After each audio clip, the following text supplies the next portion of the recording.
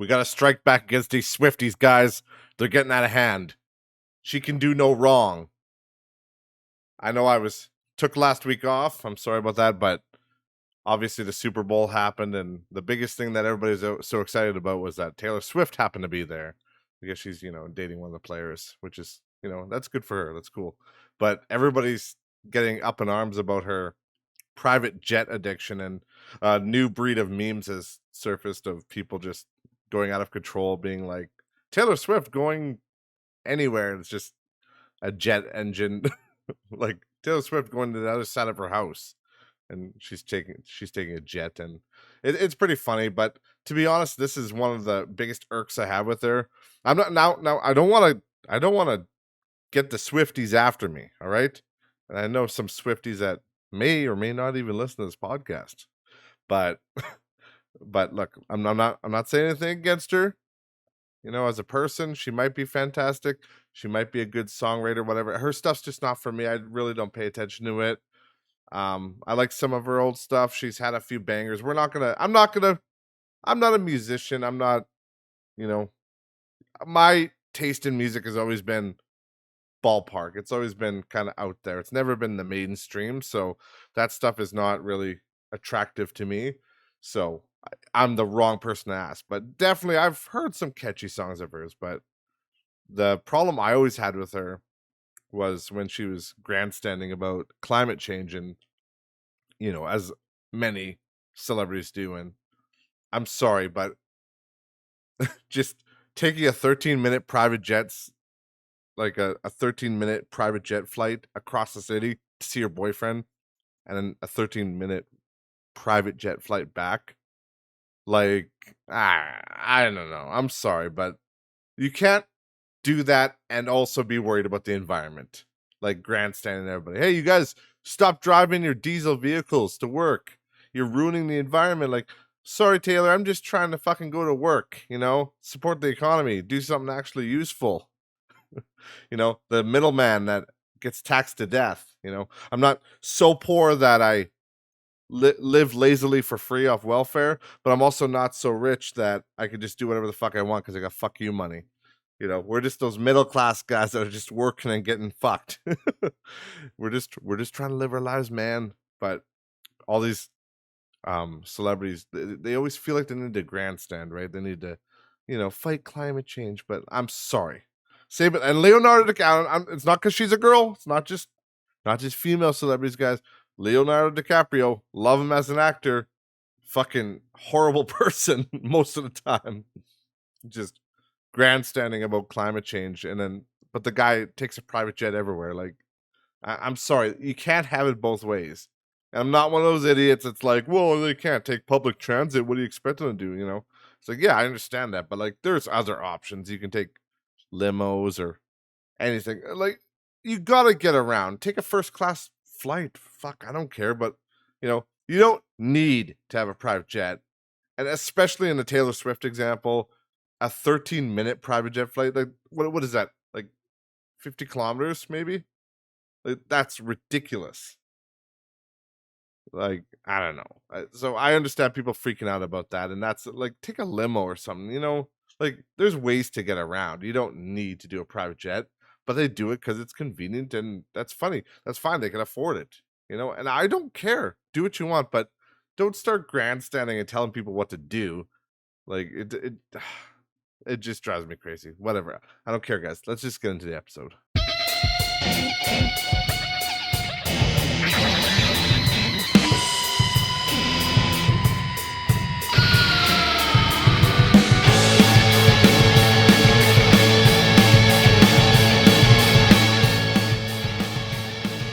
Welcome, everybody, back to Not Rich Just Bored, episode number 107. Yeah, I missed last week. I went to see my father after his heart surgery. I talked about that last week. So it was very important. And I forgot to post. I always do this. I always forget to post. I always say I'm going to do it. I'm going to post about missing the podcast, but then I just don't. And part of that is because, the podcast's not that big. Let's be honest. Like, the channel is not that big. So if I skip a week, it's, not the end of the world. There's going to be like 6 people disappointed. But That's just me being a realist, but in reality I should do better about posting with that stuff. But honestly, what happens is I just I live in the moment a lot. And especially when it's family stuff like that, when I gotta go for family, I don't even think about the podcast. I don't even think about the channel, like the YouTube channel, any of that stuff. That is all secondary. I'm living in the moment. I'm spending time with my father, spending time with my daughter. We're just all bonding, and that's what I like to do. So I forgot, but part of me also just pushed it off because I just don't like to think about that stuff when I'm busy with important matters. If the channel was bigger, yeah, I'd probably have to post either some sort of a post on social media or small clip video, something like that. But I just you gotta do what you gotta do. And I've never been a big social media guy, honestly. I've been doing YouTube for well over a decade. I can't remember. We looked it up last time, but my first video was I think my first video was in 2013, 2012.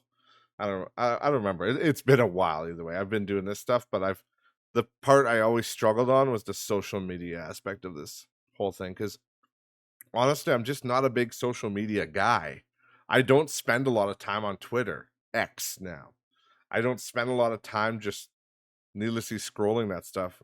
If I'm on any kind of media, I'm usually watching a YouTube video, or that's it.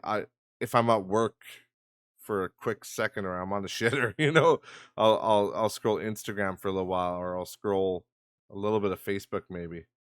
But even that doesn't happen that often. I mostly just scroll Instagram, if anything. But I'm not a big social media guy. I never have been. And obviously if things take off, I'll have to get a lot better at that. Sorry, not if. When things take off. Sorry, I'm going through a new thing of reaffirming yourself by just, instead of saying probabilities, you say exactly what you want. It's called manifesting. And it works because I'm secretly a witch. And none of you guys know this, but I'm telling you now. Okay, that was extremely cringe, and I'm sorry. But either way, we're moving on from that. Sorry, I'm so fucking tired right now. It's ridiculous, but we have to talk about this. This is important stuff here, guys. There was a lady. Do you want to know her name? Her name is Queenpwnzalot. Now, what is she? I don't know much about her until the story broke. Carl Jobst. I've talked about him a million times, which is a funny pun right now because he just reached 1 million subs on YouTube. Congratulations, Carl. The sound suppression probably took out that clapping I just did, but whatever. It's fine. But yeah, Carl Jobst, congratulations on 1 million subs on YouTube. It took a while. Honestly, I'm just such a fan of his, and I'm such a fan of the speedrunning community that I'm surprised he didn't reach 1 million sooner. Because every time I looked at his channel all through the years, I'm like, how does this guy only have like 200k subs? How does he only have like 300k subs? It was always crazy to me. Like, and then you'll see like some dipshit that's just doing nothing, like some asinine, weird Roblox, what have you, Minecraft YouTuber, anything. Some random person that's just doing one type of content, and they have like 8 to 10 million. I'm like, this is weird. And obviously, things are crazy because attention is diverted so much that the the market is just saturated. But that's not to say people can't get famous still or get big, because it happens. But I don't think we're gonna see many new YouTubers that are hitting 50 million, like PewDiePie or any of those guys. Like 10 million is going to be a crazy rare thing these days, because just people, I feel like people's attention is just that divided. They can't watch all the stuff. Like I can't even watch all the people that I subscribe to that I want to watch, because I don't have time. It's not in the cards. So I try to watch the most important things that I want to watch, and go from there. But either way, back to the story at hand, guys. he made a video called Streamer Fakes Blindfold Speedrun for Clout. And that's an instant click for me because I love fake speedruns. Because it's people getting caught cheating is one of those things that brings me great joy. And it really shouldn't, because it's kind of it's not a negative thing per se, but it's not, it's not a positive thing, I guess. I don't know. It's like karma. It's just like, oh, it just makes me so happy. I love like when people splice runs and then they get caught because people put their stuff into like an audio mixer and the audio tracks don't perfectly line up. And it's just so easy to get caught. But lately, there's been a big controversy with this lady with blindfolded speedruns. Not just this lady. There's been other people. Like I was actually on the ground. This is funny because I like to talk about this story because I think it was Bubzia, because Bubzia is a huge blindfolded speedrunner. He's routed and played a bunch of games blindfolded. I would say most famously Super Mario 64, because everybody fucking loves that game, including me. It's my favorite speed game, to be honest. But he's done a bunch, so he's easily one of the biggest guys that will debunk people if they're cheating. And anyways, there's this guy, and I was on the ground level of this because there was a guy called Super Fast Jellyfish, and Bubzia made a video calling him out for a fake speed run. And it's funny because I actually happened to be watching that guy's speed run because it was one day where he was streaming and I was just scrolling through. I was in a speedrunning mood, and I love watching Super Mario 64 runs. So I was looking through the Super Mario 64 speedruns, and I happened to see this guy, and his name is Super Fast Jellyfish. Again, I know, but in Bubzia's video, he doesn't want to give the guy clout or anything like that, so he kind of sliced his name from his video. Like he didn't want him to get actual famous from it, so he didn't tell people his name. But I knew the guy's name because I was fucking there. And yeah, spoiler alert for you guys, he doesn't stream anymore because he got kind of wiped off the internet. But he had a very obvious, and I'm not even in the blindfolded community, I just watch some of the runs, but I was watching this guy's run, and I noticed I think it was Bubsy actually that was in the chat as well. He was in the live Twitch chat because he was watching. And I remember just people were calling him out the whole time. And I was too, because I'm like, what the fuck is going on here? I'm like, how is this guy? Because it's obvious he's cheating. When you do these blindfold runs, you do things called normalized strategies. And what that means is because you don't have your vision, you're blindfolded. So you're going based on, there's a mixture of muscle memory, but muscle memory doesn't even cut it. You have to use normalized strats, things that are consistent every time. And that's what makes blindfold speedrunning so fucking hard. It's one thing to blindfold a 2D side scroller. Because yeah, you could probably memorize the levels, memorize the layout, and make your jumps accordingly. That's not, beyond the realm of possibility. But when it comes to 3D games, Monster Hunter World, we'll get to that soon. Dark Souls, any of them, any of those crazy games, especially the hard games. Mario 64. When you're in a full 3D environment, blindfolded becomes a whole nother thing. Because it's not just left and right directions. There's 360 degrees of everything and up and down. There's a whole Z, Y axis, everything. So it's really hard to do. But I remember watching that Super Fast Jellyfish guy. God, was it cringe. I sometimes I'd watch like Bubsy's video on it, or Carl Jobst made a video, I believe, too, on it. I just like to watch it just to fucking remember the good times. Like, holy shit. Because it's very clearly, if you watch the run, the guy can very clearly see through his blindfold, and he's just playing normally. There's no normalized strats. Like, there's the and then he was so ignorant too, because sometimes he'd be like, "Oh, I heard you, Goomba." Like when the Goomba like sneaks up on him, he's like, "Oh, I heard you." It's like, yeah, you heard the Goomba, so exactly, you knew exactly where he was coming from. You fucking idiot. Like, oh, so fucking cringe.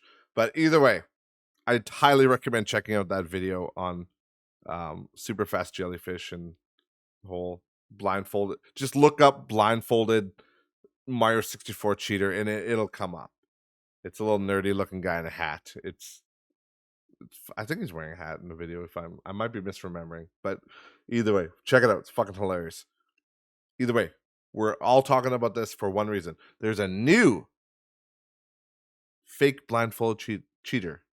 Allegedly, I should say allegedly, because nothing's been actually 100% proven. Supposedly, Carl is going to be doing a follow-up video on February 29th. So I'm recording this on the 23rd. So, in about a week's time, which will be when I do my next podcast. So maybe I'll cover it then. But yeah, it's Carl and Juicy. Juicy is another guy. Juzzy, it might be pronounced, I'm not sure, but he's another speedrunner that does blindfolded runs. In particular, the game in question here is Monster Hunter World, and Juzzy is the one that does blindfolded runs for it. Now, obviously, it's an open world game, so the blindfolded community, for the most part, let me say that I have never watched a blindfolded run of Monster Hunter. Besides, I did watch Juzzy's last night, but I've never watched a run. I've just watched individual boss kills. Because I think that's all they do is boss kills, because it's technically not like a game you can finish, you know what I mean? It's like an MMO in a way. It's just endless. So what they do for blindfold runs is they just try to kill bosses as quickly as possible. But the boss in question is Alatreon. And Alatreon is this huge dragon. And again, I played Monster Hunter World, but I never got very far into it. I think I only put like 40 hours into it. I don't remember. It was a fun game, but I just lost interest for some reason. But either way, I think it's an awesome game, and I never got to this end game, but supposedly he's one of the hardest bosses. And I've had friends corroborate that. Corroborate? Was that the right word? I don't even know. Did I just make a word up? Corroborate? Correlate? I don't know. We'll have to get back to the dictionary or the thesaurus on that one. Can't talk today. It's fucked. But yeah, supposedly he's one of the hardest bosses.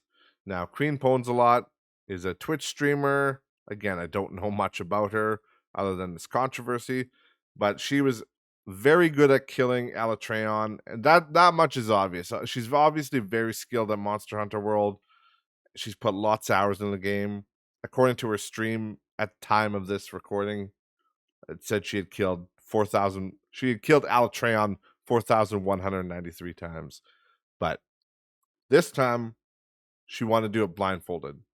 So she did it blindfolded, supposedly, and that was that. But people started to call her out, being like, "Oh, this looks a little sus." I don't know, like, because again, 3D environment, you have to use normalized strats. So a normalized strat that you would use against a 3D environment like this is Z targeting. Well, we call it Z targeting from the N64, but lock on targeting, whatever it is on what they're playing. Is it tab? I don't know what it is on PC. I'm sorry, but you would lock onto the enemy, and that way the camera's facing him, and then you would go and attack him. But with Alatreon, you want to hit his head. That's his weak spot. So when you lock onto him, you lock onto his body. So that's no good. So what people do when they fight him is they just free ball it, free camera it. But the problem with her speed run, it's not technically speed run. It's just a boss kill blindfold. I don't know, but it is kind of a speed run because they try to do it fast. I don't know, but every time she has her camera, she will just adjust it exactly to where the boss is. And honestly, it's too suspicious. And again, I'm not big in the community. I watched Juzzy's run after, like his Alatreon kill. That was really blindfolded. He literally had his monitors off. You could see it on the second camera. It's without a shadow of a doubt blindfolded. And it's more normalized, He keeps the camera in the center, but it's normalized. He's not doing big movements up and down. Whereas, the queen here, she kind of is moving the camera erratically, but somehow never loses sight of where the boss is. Now, there is sound cues for sure, but the way she's dodging and the way she's moving, it's too perfect. It's too perfect. So I don't know. I don't believe it.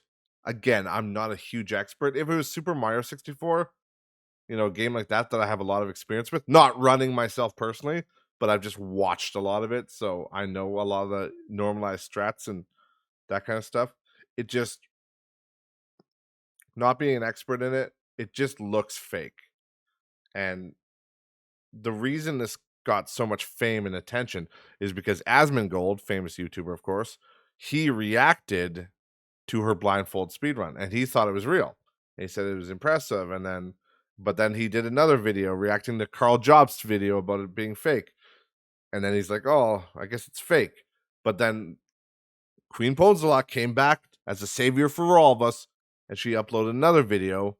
This time, it was recording her screen as well, and her screen had paper on it. The monitors weren't off, so not as good as Juzzy, but her monitor had paper over it, and she still had a blindfold on. And that was, I guess, to prove that it was really blindfolded. But that's the video that Carl is going to be debunking on the 29th. So we'll have to see what he says about that, but I still think it's fake.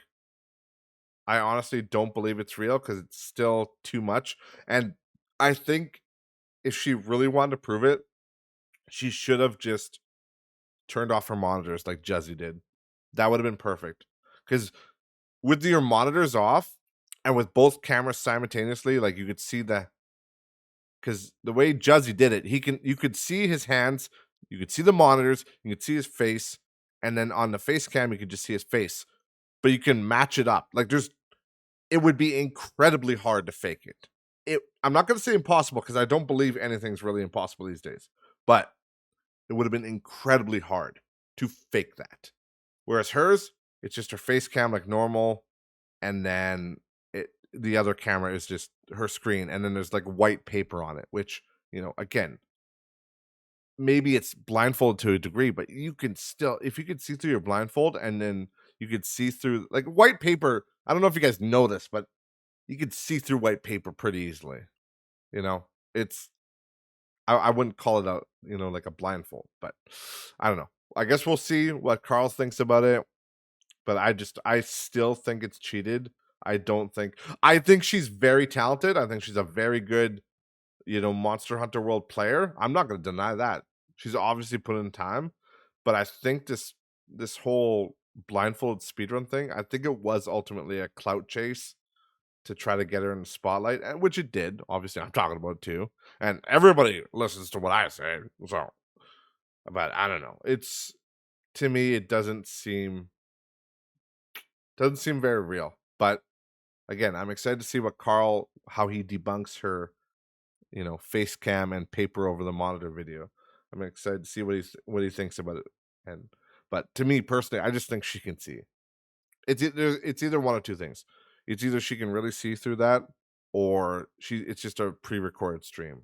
But I don't think it's pre-recorded, because I think if it was pre-recorded, it'd be very hard to match it'd be very hard to match, because you could see her hands in the video. It'd be very hard to match the keyboard movements exactly. It'd be a lot of fucking work to do that just for a fake speedrun. So I don't think it's that. But either way, Queenpwnzalot, I mean, you seem like a nice person. I wish you the best, but don't fake speedruns, man. Don't fake.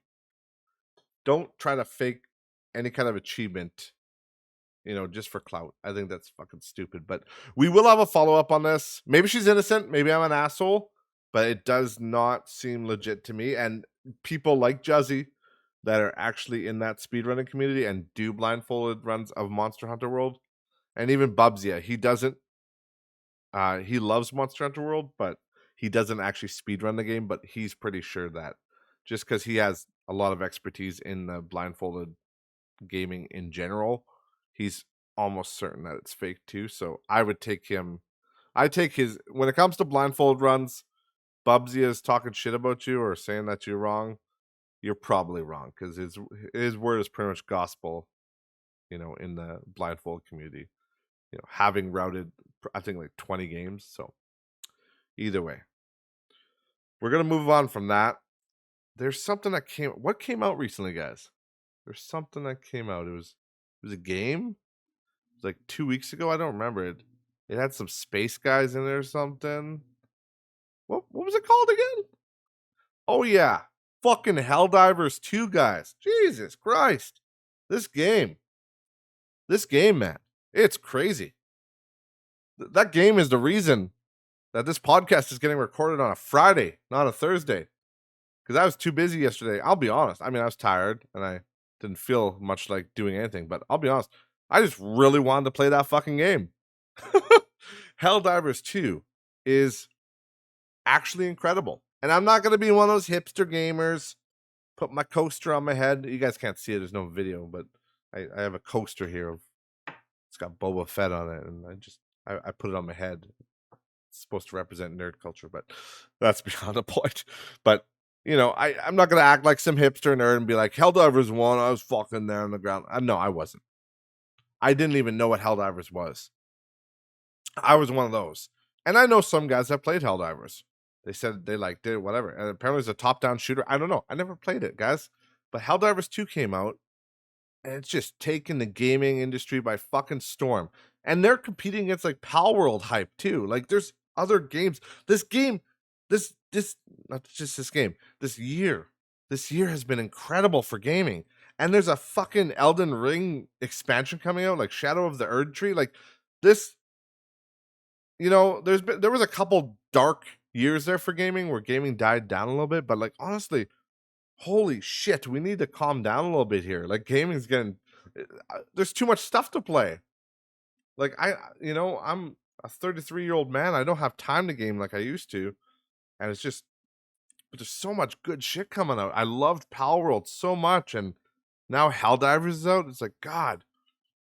But people are always wondering why is it good? Why do people love it so much? And I'm just gonna give my thoughts on this. My thoughts on it is, first of all, it's not competitive. I mean, yeah, you can get competitive with speed running shit or whatever. You can, be the world first Helldiver difficulty, whatever. There's always competitive aspects to it, but ultimately it's a cooperative game. And what I like about it is that it's everybody against the bad guys. And you have to work as a team. Everybody has to work as a team to, clear planets, to beat the bugs back, to beat the Terminids and the automatons, which are the robots, the Terminator. But you got to work together, and the gameplay is very fluid. It plays so nice. The little mini games you have to play to activate objectives, whether it be detonate a hell bomb, activate a satellite. It's all very engaging. It just pumps out dopamine. Honestly, anytime I activate one of those little, because if you play the game, when you call in like a call in, like air support, or you activate an objective, a terminal, anything like that, you got to do like a little, they're called stratagems, and you got to do like a little button combination on your controller, or if you're playing on PC. I play on PC, but I play with a PS5 controller because I actually prefer to play games like that on a controller. And so for me, it's my D-pad. But yeah, you just could use your D-pad, and like it's just gives me such a dopamine rush just to like call in air support or do any kind of little mini game, align satellites. It's fun. It's simple. It's a simple concept. Terminate the enemies, complete the objectives, but it's like you work as a team and you have fun. That's what it comes down to. It's just a simple game that's really fun. And I think that's why, honestly, I just think that's why it's so successful. There's no secret. It's just they've made a simple concept, and also they're going on the humor side of things. They're capitalizing off the success of like Starship Troopers and how people love that kind of humorous, fight for the army no matter what, and enlist and you'll be a god type shit. But it's also comedic at the same time. So it's definitely riding off the success of stuff like that. Like they leaned in heavy, I guess. You could tell they were inspired by that. But it is very sad to see that the Starship Troopers game, which was pretty good when it launched in beta or alpha, I think it was beta. No, it launched in beta and it was actually pretty good, but apparently it's shitty now, which really sucks. And now I don't think they have a hope in hell of getting more popular because Helldivers 2 is a lot fucking more popular. So again, I don't know where it's gonna go. I don't know if it's gonna be successful forever. I don't. As far as I can see right now, it's gonna be quite popular for the near future. Like I think they have 750,000 concurrent players right now. Like they had to up. That's the biggest problem they've had is their servers. Their servers were shitty and they weren't working. But it's because the first game didn't sell very well. Like compared to whatever. I think they said they had at peak they had 75,000 players. That was the peak of Helldivers 1. And then Helldivers 2 on the opening weekend or whatever had 250,000. And then they had to keep upping their servers. And now it's at 750. Like, it's crazy. It's crazy how it rose in popularity. And the only problem I could say about the game, there's a couple gripes I have, but the only main problem was connecting to games. The servers were shit. But the servers were only shit because they weren't expecting it. They were literally DJ Khaled. They're fucking DJ Khaled. They're suffering from success. That's literally what they did because they were just suffering because they were so successful that they didn't have enough server space because they didn't think they needed it. But here we are. So it's good, and the server side of things is getting better. It's getting better all the time. And the only real issue I've had with gameplay wise is, as most people know, there's a lack of a jump button, which sucks. But it's how the game plays. There's not supposed to be a jump button, but the problem I have for the gameplay loop is that one of the features to, avoid jumping is that you vault. So if you need to vault, you just run towards things. But then I have a problem knowing what it can vault over. Because sometimes there's a big stone wall and my guy will he'll just jump up onto the wall and climb up. But then other times it'll be a smaller rock that's smaller than my player, and he can't even vault over it. He can't even go on it. And then I get killed by a charger or something like that. And I get a little frustrated. So I'm like, God damn it. I'm like it's good. Don't get me wrong. It's an awesome game. I love it. But like sometimes the movement mechanics are really they make me mad. But I see what they did. I see how they didn't want to have a jump button, and the game does work good. It does. The controls are tight. The guns feel awesome. A lot of the guns kind of feel the same to me, which kind of sucks. But it's it's fine. They're different enough that it's not terrible.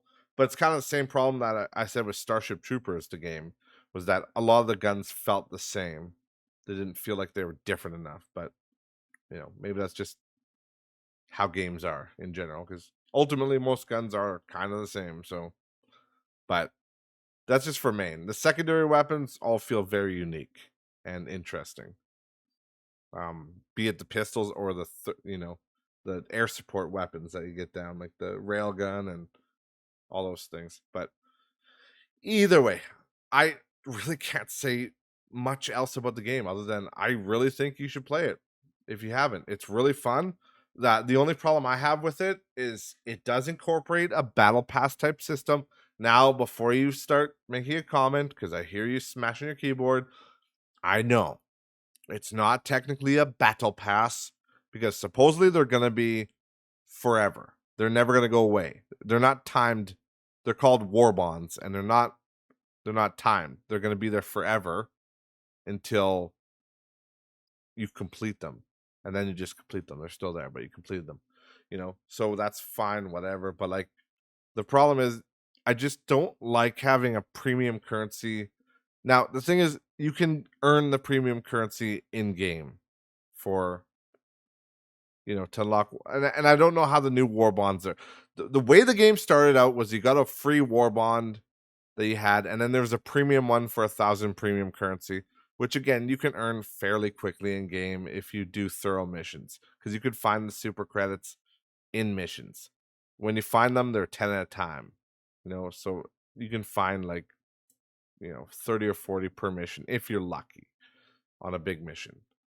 But, with a lot of, but with the, the battle pass, when they come out, the new ones, are they going to be 1,000 each?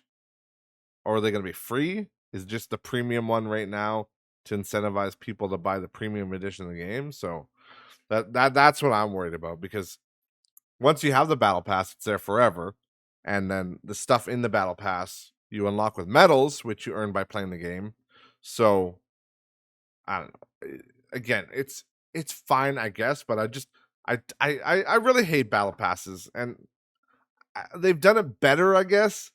But either way, it's still, if you stop playing the game for a couple months, and their plan, just for FYI, from I've heard I heard it through the grapevine. That's CCR for anybody who's wondering.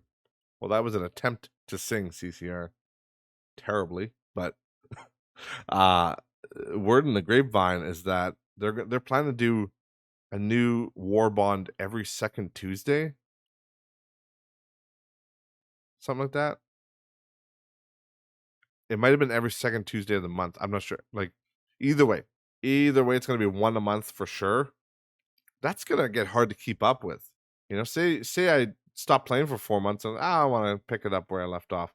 And then, there's like 6 or 7 war bonds, and like you don't know where to start or what you want. But I don't know. Again, I'm nitpicking, and I guess you can choose what you want, but I don't know. I've just never been a fan of that stuff. I don't like it. That's plain and simple. I don't like that stuff. And I don't like when they sell premium currency in a game, because we already paid for your fucking game. Again, in their defense, they did it better than most, but still, I'm not going to defend it, because I will never defend that, because fucking Fortnite opened Pandora's box on that and really fucked us all on that, because every goddamn game has to have that now. It's so annoying. But either way, I'm going to stop rambling on, because I got to go save Super Earth. Did that sound corny? Did that sound a little cringe? Yeah, it did. But I got to go save Super Earth with my friends. So, as always, guys, sorry for missing last week. And sorry, I will try to get better at posting on social media when I'm going to miss an episode. I can't promise anything, but obviously the show keeps picking up like it is. Sorry. When the show picks up like it has been, I will get better about posting stuff like that. But as always, thank you guys so much for listening. I appreciate it. As always, links to all social media are in the description below, and I will see you next week. Bye, guys. Sweet liberty, my leg!